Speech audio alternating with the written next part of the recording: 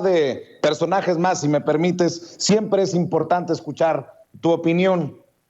Anoche el maestro Miguel Vadillo, director de la revista Contralínea, publicó una bomba en los círculos de Morena y en los círculos en los que se criticó al presidente por haber bajado a el que fuera secretario de Hacienda, Herrera, para que no llegara al Banco de México. Muchos señalaban que había algo detrás de esa decisión del presidente, a lo mejor algo personal incluso. Bueno, pues la bomba ya tronó y la dio a conocer el maestro Miguel Vadillo. Si me permites, me das unos minutitos para leer lo que publica el maestro y me das tu opinión después, Ricardo. Dice: corrupción gubernamental, disminuir la desigualdad, la pobreza y la injusticia, combatir la impunidad y la violencia y vigilar el buen ejercicio del presupuesto público y su distribución en programas sociales. El presidente Andrés Manuel López Obrador también libra otras batallas, como los ataques constantes de grupos de ultraderecha que lo mismo convocan a políticos opositores que pagan a intelectuales, medios de comunicación y periodistas para desinformar y denostar al actual gobierno. También hay pugnas internas en la 4T. Esto ocurre desde que inició la actual administración, es decir, en los últimos 3 años. Pero el presidente sortea otros problemas, como las disputas internas en su administración y en el partido que lo llevó a la presidencia de la República, Morena, en donde se pelea por posiciones políticas con miras tempranas a la sucesión presidencial de 2024. Y lo más grave, que algunos integrantes de su primer equipo de gobierno tratan de imponer su visión de país, muchas veces coincidente con las políticas corruptas del pasado, y más aún, algunos cercanos a López Obrador tratan de engañarlo,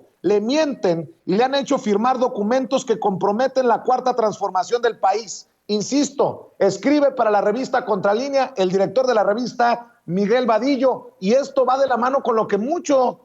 hemos platicado aquí cuando llegamos a criticar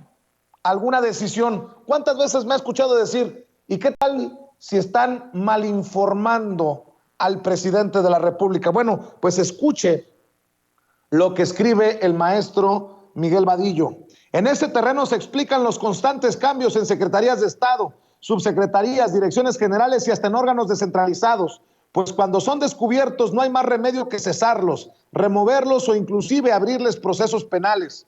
Entre los muchos cambios que el presidente ha ordenado en el gabinete y que en su momento han generado desconcierto por tratarse de funcionarios con importantes responsabilidades y de haber tenido una cercana relación con el presidente Andrés Manuel López Obrador, destaca la remoción de Arturo Herrera Gutiérrez de la Secretaría de Hacienda y Crédito Público, quien tras el despido de Carlos Manuel Ursúa, el primer secretario de Hacienda que apenas duró 7 meses en el cargo, asumió la secretaría el 18 de julio de 2019 y fue removido el 9 de julio de 2021 bajo la promesa de que sería el próximo gobernador del Banco de México. Sin embargo, a finales del año pasado se conoció que Arturo Herrera había sido borrado de la lista en Palacio Nacional para suceder en el Banco de México a Alejandro Díaz de León, y en su lugar se designó como gobernadora a la primera mujer en esa responsabilidad, Victoria Rodríguez Ceja, quien ahora es la encargada de procurar la estabilidad del poder adquisitivo de nuestra moneda y del control de cambios para tener una economía más estable en el país.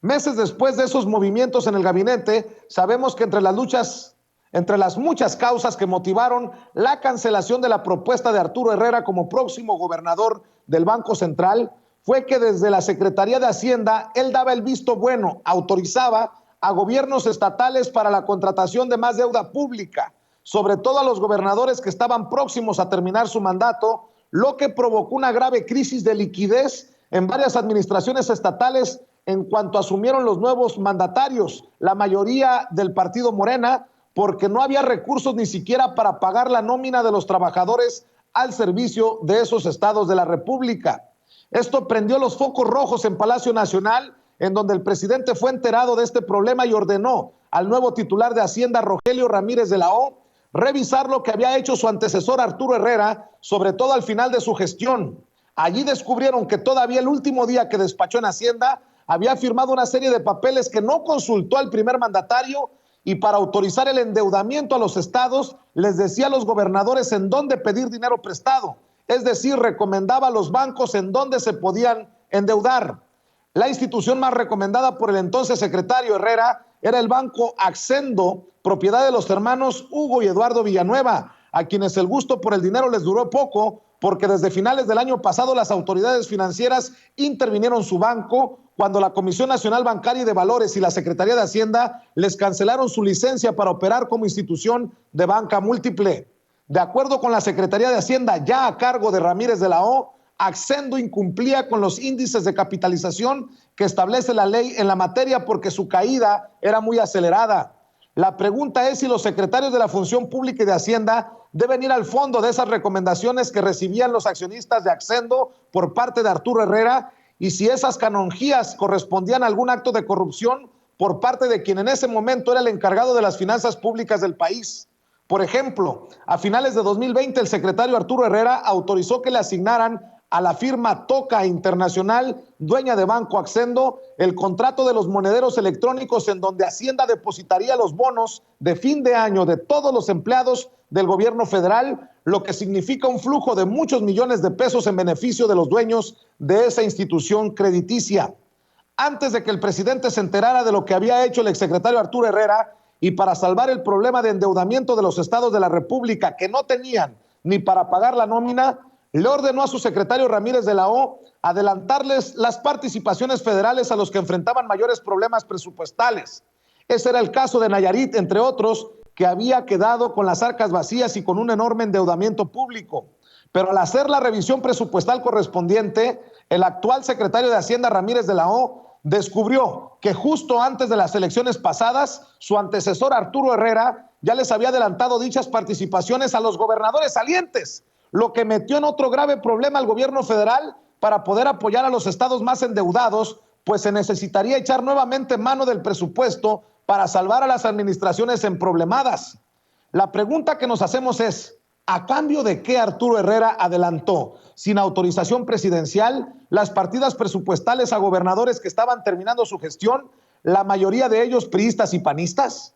Al ser informado por el titular de Hacienda de lo que había hecho su antecesor Arturo Herrera, muy enojado, el presidente le ordenó a Ramírez de la O hacer una revisión exhaustiva a toda la gestión de los dos secretarios de Hacienda, Carlos Ursúa de 2018 a 2019 y Arturo Herrera de 2019 a 2021, y allí se tomó la decisión de que este último ya no sería el gobernador del Banco de México.